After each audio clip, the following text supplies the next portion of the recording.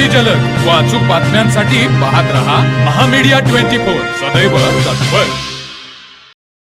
हातकणंगले येथील सविता अतुल वाझे वय 50 या शेतकरी महिलेचा सकाळी बाजारात विक्रीसाठी शेतातील भेंड्या तोडत असताना सर्पदंश होऊन अवघ्या काही मिनिटातच मृत्यू झाल्याची घटना घडली।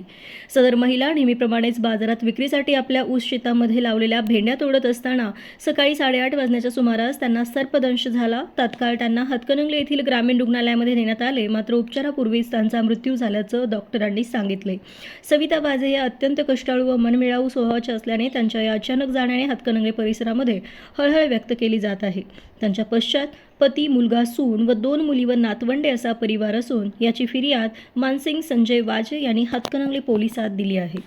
तर मग चला सबस्क्राइब करायला विसरू नका महामीडिया 24 न्यूज चॅनलला। महामीडिया 24 सदैव तत्पर।